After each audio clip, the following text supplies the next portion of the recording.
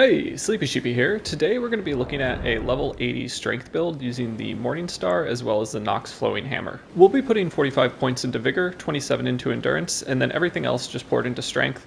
This is because Nox Flowing Hammer has a B scaling in Strength, and then Heavy Morningstar also does have a B scaling, so that's going to be pretty good for our level 80. Because we have a shorter range weapon and moveset, we're going to be using a higher poise build, so we're going to have the Hoslo's Helm as well as the Tree Sentinel Armor, Blades Gauntlets, and Tree Sentinel Greaves, paired with the Bullgoat Talisman to give us 1-on-1 poise.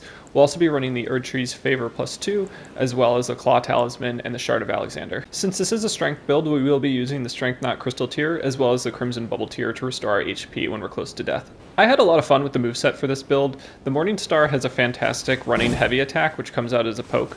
This also comes out if you want to do the backstep to light attack, and the crouch attack also does have the poke. So there's several different ways to get the poke attack, and that's going to be really strong since it covers a little bit more range than most of the normal hammer attacks.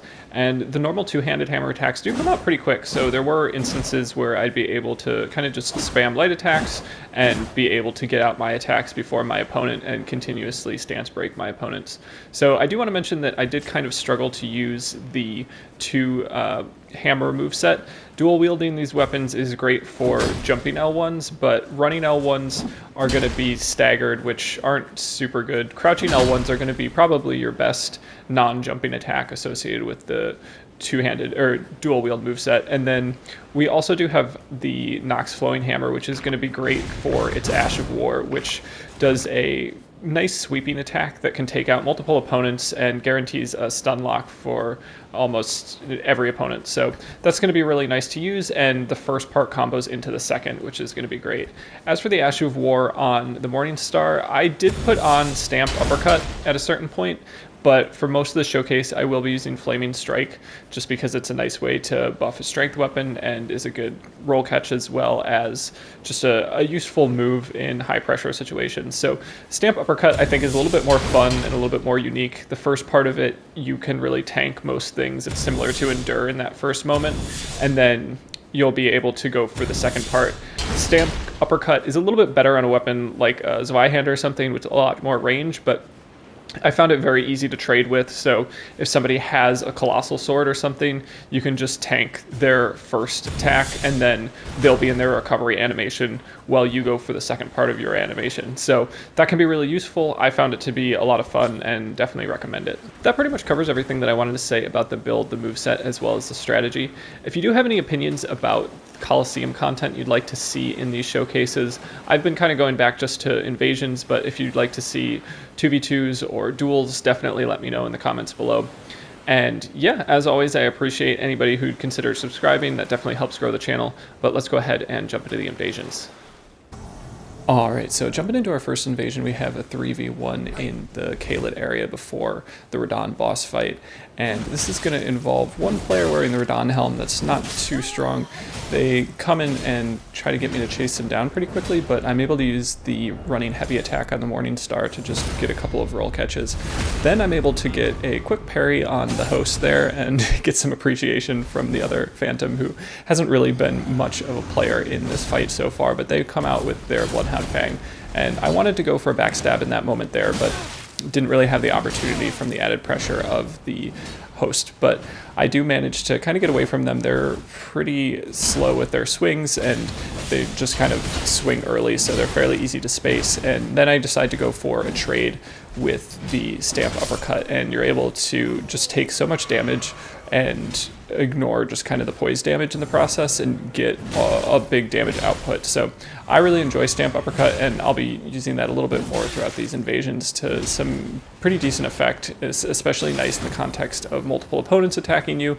I believe you can poise through even blood loss and other status procs, so really useful in terms of those types of moments, and it's often useful against bigger weapons that have slow recovery time, especially since the range on this weapon isn't super far. So Stamp Uppercut was definitely a nice option, but you'll also see me using Flaming Strike like in this invasion. So next up we have a 2v1, and this involves a player with dual Vike Spears as well as a host with Rivers of Blood. So definitely status procs to be worried about, and I just kind of need to make sure that I don't let either my Madness meter or Blood Loss meter get too high. I do switch over to the Nox Hammer just because it's a great way to get some decent damage out without risking too much. And then I go for a backstab on that Ash of War from the Dual Vike Spear, and don't manage to land it, but I always like to go for those. I think that's a great opportunity. And they're going for a lot of running L1s, which leaves them open to be poise broken in the process and just allows me to kind of predict what they're going to do. So they switch it up and go for some crouching attacks, which I think was probably the play. Had I been a little bit more aggressive, I think they would have probably gotten some damage off on me, but I'm still playing this fairly cautiously and using flowing form, which is going to be a nice way to just take up a lot of space and, potentially get some damage off in the process. So I'm doing a decent job of just kind of chipping my opponents. I'm trying to keep them frostbitten, which will mean that every attack that I do land will do a little bit more damage. I do need to be wary if I'm going to use Flaming Strike that will remove the Frostbite proc, but here I'm able to get a quick backstab, which is really nice in the process of just kind of applying some pressure. And here I think I do a pretty solid job of dodging incoming damage while I have low health, and then remaining consistent with the pressure that I'm applying and just wait for them to start rolling. So they didn't like the fact that I wasn't attacking them. I wasn't really giving them an opportunity to heal. And then I could just kind of chase after them continuously until they start panicking. And once they go for 2 consecutive rolls, I'm in a pretty good spot to roll catch. So that's something that I really recommend players do, is just don't go for an attack, dodge the incoming damage if you can, and continue pressuring your opponent when they're low health until they just start panic rolling.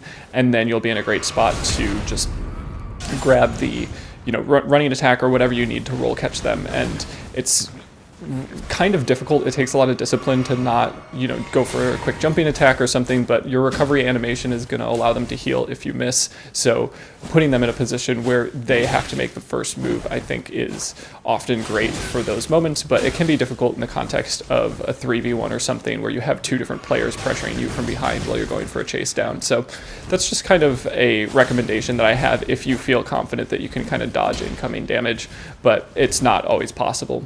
So eventually I do kind of continue the pressure on the host here, and they do get some PvE involved, although it's probably a little bit meaningless in the context of this fight. They're not doing too much damage, and I just try to continue to keep up the chip damage. I'm definitely getting them to heal more often than I'm healing. They do have more flasks than me, but I'm pretty confident that my damage output is greatly outweighing their damage output to me, so I feel like I'm in a pretty good spot. And at this point, I think I'm pretty comfortable knowing that I can play at low health, because none of their attacks have too much burst damage, but they do give me some time and space, so I do go for a quick heal. And then I try to use the bush there just kind of as a way to block their view and go for flowing form, and then switch back over to the Morning Star, which does have that great running heavy attack. And there I just kind of space the heavy attack that they go for. And here we can see why the Morning Star is really great, especially with high poise builds, is you can just kind of tank incoming, katana attacks or whatever you have coming your way, and get off a couple light attacks, and a few light attacks with a hammer can just do so much damage. So next up we have a 2v1, and here I'm able to get a lot of burst damage with Flaming Strike, and then quickly go for that running attack that comes out as a poke and just comes out faster than even Moonveil. So definitely a nice moment there to get rid of a potentially high damage output Phantom. And then I'm able to go for a quick chase down on a player that's got 2 katanas and Raptors of the Mist. So Raptors of the Mist is definitely something to be wary of, especially with 2 katanas. The jumping L1 for katanas can be really devastating in terms of damage output. So if you can delay your attacks when you think that your opponent is going to go for Raptors of the Mist, you're going to be in a pretty good spot, because you'll be able to hit them before their animation ends, but after the trigger goes. So basically they'll still be in that crouch position, and then you'll be able to hit them without them getting the iframes associated with Raptors of the Mist. So in this next invasion, I go for kind of a early stamp uppercut, hoping to kind of just yeet my host off the edge. That's something that I do really like about the stamp uppercut, is that you can get people to fly over the edge if you time it and space it right. So areas like this are pretty great for it, and I always kind of, go for stuff like that might be kind of funny or interesting. And it's just kind of a little challenge you can kind of incorporate into an invasion. But I'm also pulling both the Host and the Phantom back towards PvE, since my situation is a pretty tight corner with gravity on both sides of me, and to have a little PvE to help me out I think will be helpful, and they're playing really aggressively, so I feel comfortable to go backwards and get PvE involved. And then here we can see Stamp Uppercut being a great counter to Morgott's Curved Sword Ash of War, which normally stun locks you for all 4 parts of the Ash of War if you get hit by the first bit. So if you get hit by that first slash, you'll get hit by the explosions, and then you'll get hit by the next slash and the next explosions. So having Stamp Uppercut, which basically poise breaks your opponent while they have that extra hyper armor, is great. So there we can see it again. I even get blood loss in the process, and I'm able to get off my Ash of War. So whether or not it's a great trade is going to depend on where your blood loss meter is at and how much damage they're able to do, but it is a nice way to just kind of interrupt a pretty powerful Ash of War that can take up a lot of space. I think Stamp Uppercut is pretty underrated in terms of countering kind of long chain Ashes of War. Hand of Melania is going to be another weapon where you can just kind of tank those attacks and interrupt it if you manage to connect the uppercut aspect. And it's got all the benefits of Endure plus a kind of follow-up attack that is extremely strong. So I'm just kind of messing with this opponent at this point. I don't really want to just L1 them to death. So I've got out my parry shield as well, so I'm not sure if I'm going to be able to do something a little bit more interesting. They've switched up their weapons and are going for some attacks with the Cross Naginata. They aren't going for dual Naginatas, or they haven't had enough time to switch to both, and they eventually go for kind of a long poke attack that allows me to grab a backstab. So at least I got something kind of interesting in the context of the end of that fight, but that duo was definitely one that was just kind of a nice instance to show off Stamp Uppercut. So here I'm in another spot where I'm also kind of cognizant of the fact that I want to get Stamp Uppercut involved because I'm mostly just near a ledge. So I would really like to kind of yeet my opponent off the edge if I can. So you'll see me use it here, where I feel like it's a great way to trade with colossal weapons just because of the long recovery time. It's not always going to be a great move, but it can be pretty solid if you do see somebody with a colossal weapon. And here my opponent doesn't heal, which I think is probably their biggest mistake, so I'm able to just kind of tank what would normally poise break me and then get the uppercut for the kill, and then the Phantom just kind of hangs out and looks at me, which is kind of funny. So this next invasion is going to be a bit of a long one, where we have 3 players that aren't really interested in getting PvE involved. There's one trap here that does kind of make the layout of this invasion a little bit more interesting. I'm trying to just get a feel for how my opponents are going to be attacking me. So we can see Rot Breath comes out pretty early. They're triggering the pad that sends the lightning bolts my way, as well as summoning another player. So I definitely need to be pretty cognizant of where my health is at and just try to ensure that I get as much chip damage in the process of dodging the incoming damage. So they have a lot of AoE stuff. They have Rot Breath, they have Hoarfrost Stomp, and they also have Giant Flames Take Thee, which does end up being a pretty big factor in terms of taking some damage, or sending some damage my way, rather. So that's definitely something to be looking out for, is just something that, takes up space on the ground and can cause damage to you in the process. But eventually I do manage to get this Phantom very low health and kind of go for a trade with that Pyromancy. So I'm willing to kind of get hit by that big explosion for the extra health that it's going to bring me, and kind of the relief of extra pressure that is coming my way from that one Phantom in particular. So I'm also trying to get everybody frostbitten, since I know the next hit that I land will do a little bit more damage. And there I'm not sure what happened. It looked like my hit either got aim punched or just was out of range, but it really looked like it should have connected. I've had definitely more range in the past with that particular attack, but I do kind of back up and regroup. I think in hindsight I should have been a little bit more aware of the amount of frostbite buildup that I had going on. The host is using a katana that's frost infused, so that does also manage to chip me a decent amount throughout the course of this invasion. And they're not doing a ton of damage with each hit, but it does do a decent amount of frostbite damage. So there I see if I can just kind of pull them towards me while I'm going for the trap that's on the ground and hoping that I can get some chip damage from the lightning bolts. And here I almost managed to get the kill on the Phantom, but I accidentally lock onto the host and my jumping attack just kind of hits nobody. So definitely a little bit of a rough moment there, and one you can kind of expect to have in these narrow hallways where, you know, getting the camera positioned correctly is one of the many challenges of the invasion. So I am going mostly for the Phantom at this point. I feel like I'd be able to, you know, take them out without killing the host, just because the host isn't doing a ton of damage. They're also doing a little bit of taunting anytime I go to heal. They'll just kind of teabag and encourage me to come over. So, you know, you can see them doing that right there. So I wasn't really thrilled with their kind of approach. And here I get most of the damage necessary to kill the Phantom, but they do manage to get a quick heal in, and the host is doing a good job of just applying a little bit of extra chip damage.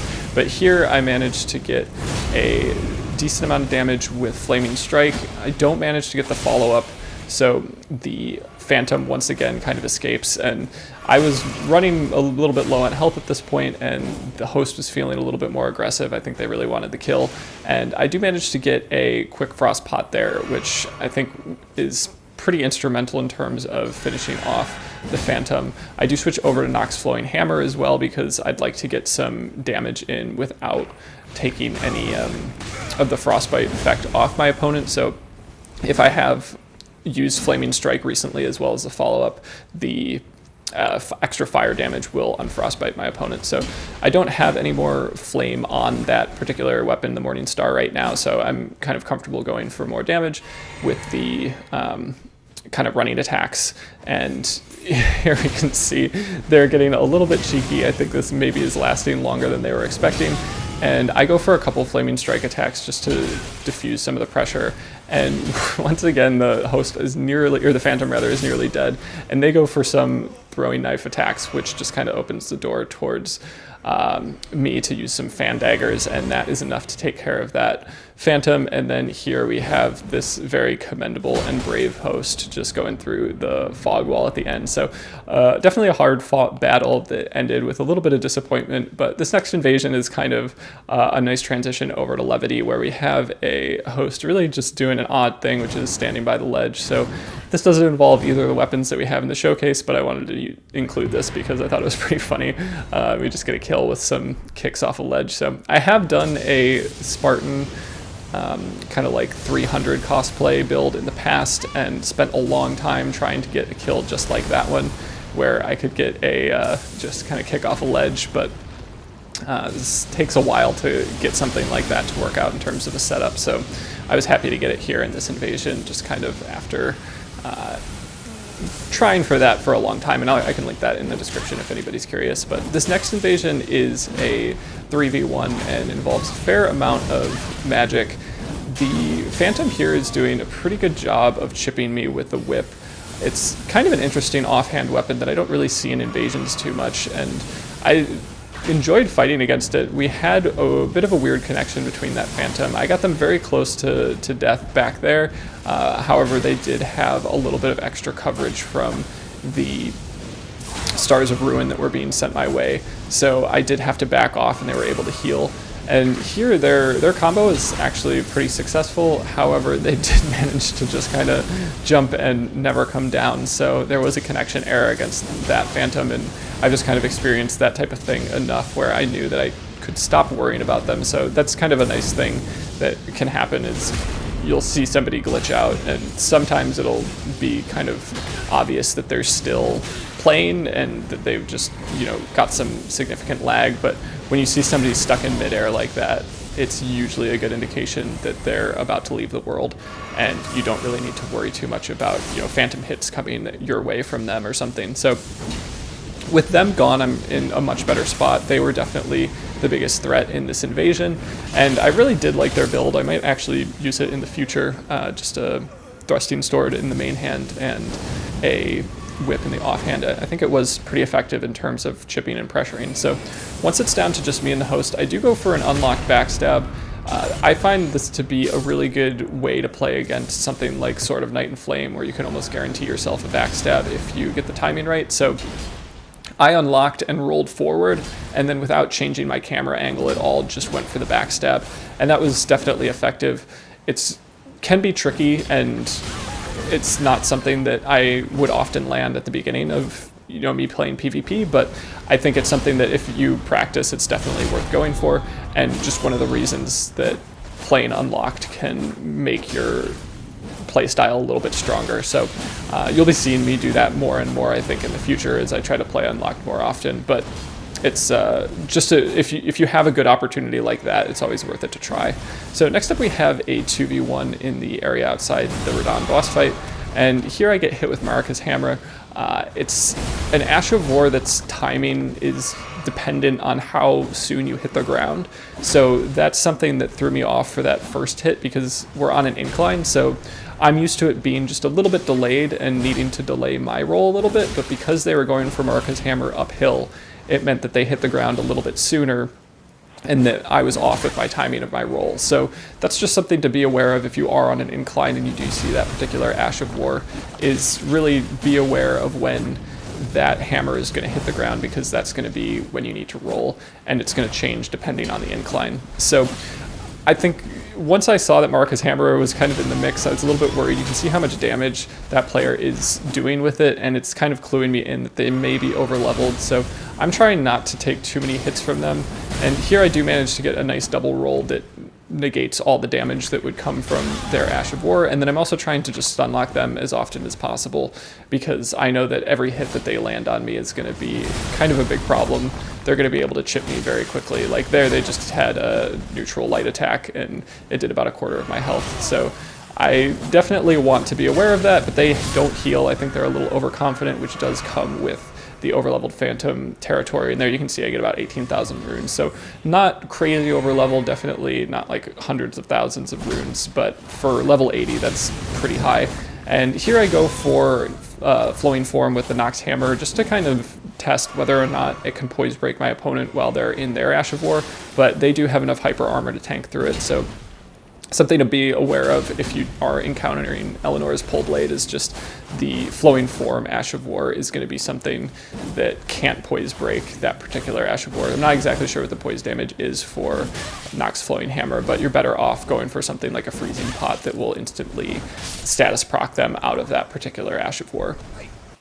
So next up we have the first AFK host that I've had since I learned how to do the Marika's Hammer swap. So this is something that I wanted to include and had kind of been waiting for since I learned how to do this. So it's not perfect. I do mess up one swap there, but it's a lot of fun to kind of learn this tech and have an opportunity to utilize it in the course of invasions. I think it took AFK players from being a total nuisance to something that I was kind of excited to play against, because it meant that I could try out this stuff that I had learned and also kind of kill an AFK player in the process. So I do manage to get to the top of Lenny's Rise, and we do have a fat rolling person with Hand of Melania just kind of hanging out up here, so not really optimized for PvP, but I do switch over to the Flowing Form Ash of War and do manage to get the kill with that. So it definitely felt pretty good, and in the future, if there are more opportunities to get AFK killers or AFK kills in the future, I will be absolutely incorporating those into my showcases. Unless y'all get bored of them, you can let me know. But for me, it's always just kind of a fun moment where we get to see people who are, exploiting in the game just kind of taken out in the process. So this next up is a pretty interesting invasion. I really enjoyed this fight, kind of because it was a 2v3 where I had the Godskin Noble on my side, and it was pretty decent as a teammate. So here we can just see somebody going for their Ash of War too many times, and you can see just how effective the two-handed hammer moveset is at stance breaking your opponent, and just neutral light attacks can be so strong, especially if you have an opponent that's pretty stubborn and just really wants to get their attack out. So we also have a host using Moonveil, and I'm feeling like it's potentially an opportunity to get a parry in. They do switch it up to the Carrion Sword, but it's fairly predictable, and I think that type of thing is something that we've all faced so much in PvP that rolling it is not super difficult. I do go for a parry on it, but My timing was a little bit off, and then I just switched back over to neutral light attacks, which turned out to be pretty effective. I probably should have continued the pressure with those, but I do kind of back off and start going for the Phantom. They're only at half health, which means that I'm in a pretty good spot to finish them off, and they're not playing super smart in terms of their health management as well as their aggression. So there you can see they just go for a couple attacks with a katana, only one-handed, so their opportunity to poise break me would be pretty limited even if I didn't have 101 poise. But there you can just kind of see the benefit of having a little bit extra poise on a build that has a little less range. So we do finally get down to the host, and at this point it's a 2v1 where me and the Godskin are just kind of sending a decent amount of attacks their way, and the host gets pretty low on health. I almost get the kill here, but then a blue gets summoned into the world, so I'm kind of changing my focus here over to the blue. I managed to get a quick fan dagger off to pop their bubble, and they go for some dual straight sword attacks. The dual straight swords are definitely something to be looking out for. They're always pretty strong, and in the right hands they can be pretty brutal, but I do manage to get a flaming strike attack off, which is pretty solid in terms of the timing. The lingering flame was changed slightly in patch 1.08. It doesn't last as long, but in that case they ran right into the end of it, which is kind of best case scenario, since the later that the first part hits, the more likely you are to hit with the second part. And so I got the full combo and then was able to just chase them down with a running heavy attack with the Morning Star. So it is worth noting here, you can see I'm using the Morning Star one-handed. You still get the same running heavy attack that's so useful and so nice to have. So you don't have to be two-handing it, although especially if you are running it on a strength build, I really recommend two-handing the weapon, since you get that extra bonus associated with higher strength attributes associated with the weapon. So another blue does get summoned into the world, and I do back off. I'm not sure how much damage their spells are going to do, but I definitely don't want to get hit by them. And I see that this player has a great shield out, so I do remove my right hand weapon in the hopes that I can get a quick kick off on the player with the great shield. Anytime I see a great shield these days, I do try to get myself in a position where I'd be able to kick it, stance break them, and get the kill. But we do have the Godskin Noble just managing to get the host in the process, so I wasn't able to grab the kill on the kind of fifth player in the world, but that's all right. With the help of my teammate, I was able to kind of win that one. So next up we have a 2v1, and this is just kind of in a small area where both Flowing Form and Flaming Strike are going to be really useful. I was having a lot of fun with Flowing Form, so I might have used it a little bit more than I would have a normal, just kind of base Ash of War, but I hadn't ever used the Nox Hammer before, so it was just kind of a fun thing to incorporate in this build, and I have seen it used effectively by so many other players in the context of invasions, especially as a hard swap, and it was just kind of something that I really liked. So if I do kind of go back to just a standard strength build or something that has lots of different weapons that I can utilize in lots of different scenarios, I definitely will be putting this on that build, because it is really great for crowd control. You can hit so many different people at the same time and stance break them almost, you know, guaranteed, unless they're using an Ash of War. I'm not sure about the poise damage on it, as I mentioned earlier, but in most cases you will be fine to poise break most people, and it's just really nice to kind of depressurize the situation. So at this point it's just me and the player with Illinois' Pole Blade. They're doing a good job of getting some bleed build up on me, but at this point I think I've kind of gotten the rhythm of their fight and managed to get my Ash of War off and then follow it up with a light attack. So I didn't use the Nox Hammer too much for its light attacks. I'd really rather have the Morning Star out for pretty much every light attack, just because I have access to the running heavy or just pokes in general with the moveset of that build. So I definitely preferred not to be using Nox Hammer for pretty much anything other than the Ash of War. However, I did try to incorporate some jumping attacks with the dual wield moveset. So here I do switch over to no weapon, so I can grab a quick kick and then grab the riposte, and that's enough to take out the Phantom. So again, great shields are just great now in terms of their balance, because you can stance break so easily with kicks, and it's really something that I recommend trying to incorporate into your moveset, whether or not you want to switch over to no weapon or just have a Misericordia as a soft swap that you can just have kick as the Ash of War. That's another great option, but having some sort of just kick option within the context of your build is going to be really helpful anytime you see a Great Shield, because they can be pretty difficult to deal with. So here we have two players that are really taking advantage of the lack of space. They both have weapons that, kind of have wide sweeping attacks. One player is using dual greatswords and the other has a scythe. And we also do see some of the Blasphemous Blade, Ash of War in the mix. So those are all things that kind of need to be aware of and a little bit worried about, but I do have a pretty good counter to these things, which is going to be the Flowing Form Ash of War, since it will poise break my opponents when I do land it, and it also takes up a big area. So I'm kind of trying to bait them backwards towards the PvE and just to an area that has a little bit more space, but they're pretty reluctant to kind of follow me. So I do just run in, go for an Ash of War, just anything to kind of discourage them from staying in that area or bait them towards me. And I do manage to get a quick Frost Pot out, which allows me to kind of combo that into a jumping attack.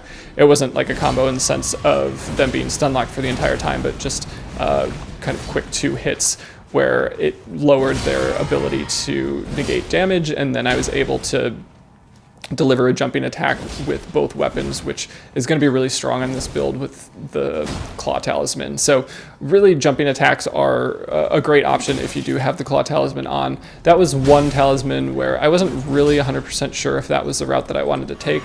I did want to incorporate jumping attacks here and there, but the moveset is pretty strong and it doesn't necessarily need jumping attacks like some other movesets do. So if you want to switch that talisman up in the build, I definitely say it's totally fine as an option, and eventually I am able to just kind of pressure the host off the edge. So our last invasion of the night is going to be just a kind of a cheeky host that I one-on-one'd, and they sent me a message afterwards just saying that they liked my build, and I had kind of a good time with this particular host, so I thought I'd include it and just kind of talk about the build in general.